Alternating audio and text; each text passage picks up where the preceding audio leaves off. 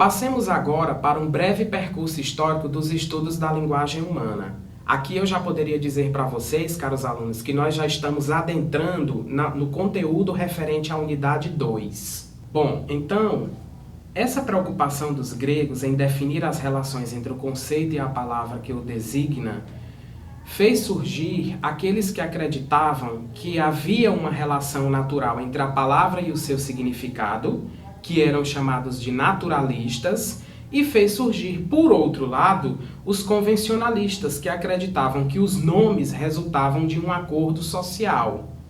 Nesse contexto, Aristóteles tentou proceder a uma análise precisa da estrutura linguística, elaborando uma teoria da frase, distinguindo as partes do discurso e enumerando as categorias gramaticais. Dentre os latinos, destaca-se Varrão, que, assim como os gregos, dedicou-se à gramática, apresentando como uma arte e também como ciência.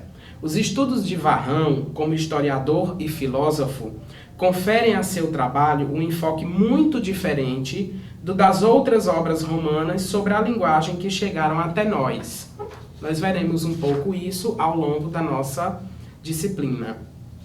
Tal como Platão, Varrão concluiu que o significado original das palavras, imposto em concordância com a natureza, foi obscurecido em diversos casos pela passagem do tempo e que a etimologia pode, frequentemente, ajudar a recuperar o significado verdadeiro e original.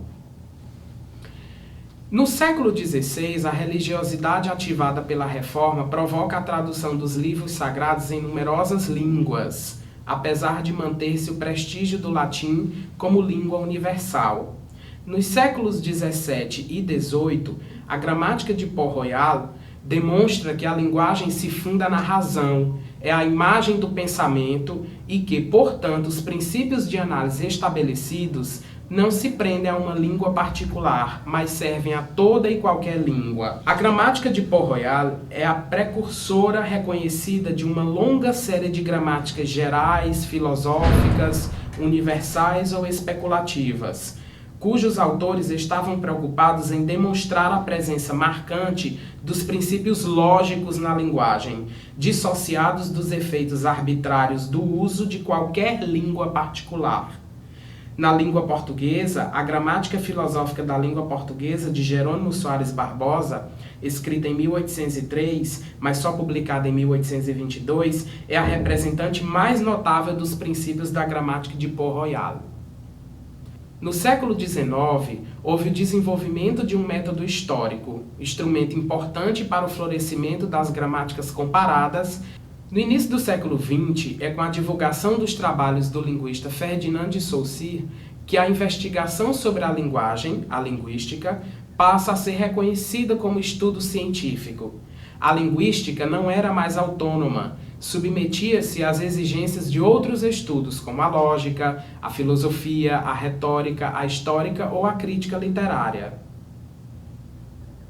As ideias de Saussure tornaram-se públicas com o famoso CLG, Curso de Linguística Geral, publicado em 1916, 3 anos após a morte de Saussure, e organizado por 2 de seus discípulos, Charles Bailly e Albert Sécheyer.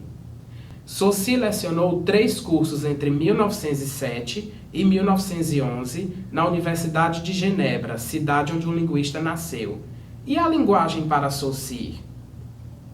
Para Saussure, a linguagem ela é heteróclita e multifacetada, pois abrange vários domínios. Ela é física, fisiológica e psíquica ao mesmo tempo. A linguagem para Saussure pertence ao domínio individual e social. A distinção linguagem, língua e fala situa o objeto da linguística para Saussure. O entendimento saussuriano é o de que a língua corresponde à parte essencial da linguagem e constitui um tesouro, ou seja, um sistema gramatical, depositado virtualmente nos cérebros de um conjunto de indivíduos pertencentes a uma mesma comunidade linguística. Sua existência decorre de uma espécie de contrato implícito que é estabelecido pelos membros dessa comunidade. Daí o seu caráter social. Para Saussure, o indivíduo sozinho não pode criar nem modificar a língua, segundo Marcos Antônio Costa, no seu artigo publicado no livro Manual de Linguística, organizado por Mário Eduardo Martelota. Então, nesse contexto teórico, podemos afirmar que a língua para Saussure é um objeto unificado e suscetível de classificação.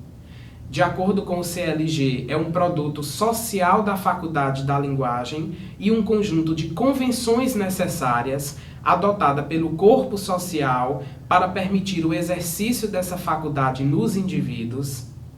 Trata-se de um sistema de signos, um conjunto de unidades que se relacionam organizadamente dentro de um todo.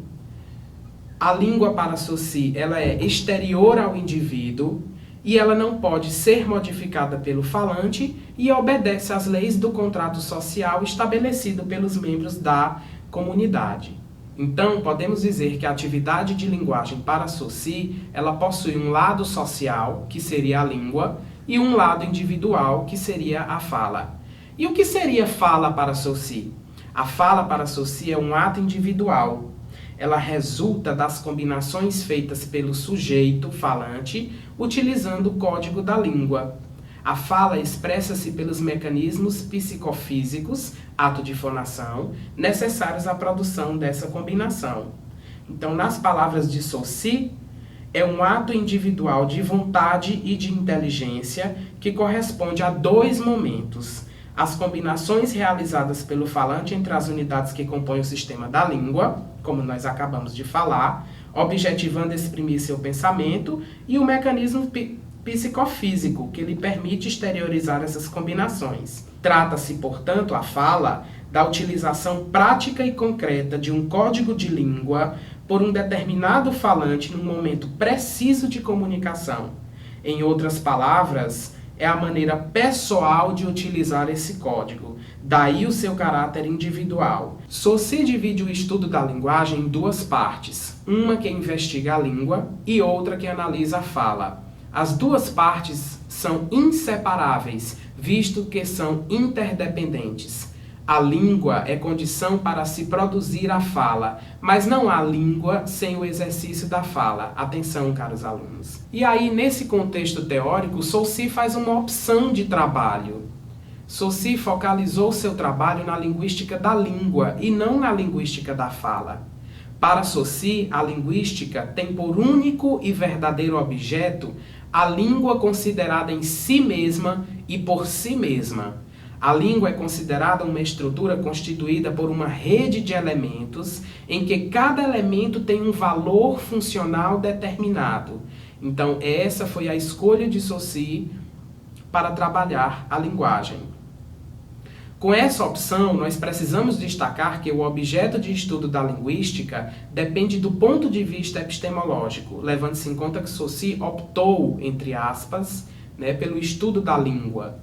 Ou seja, depende do ponto da linguagem para o qual o linguista esteja voltando o olhar.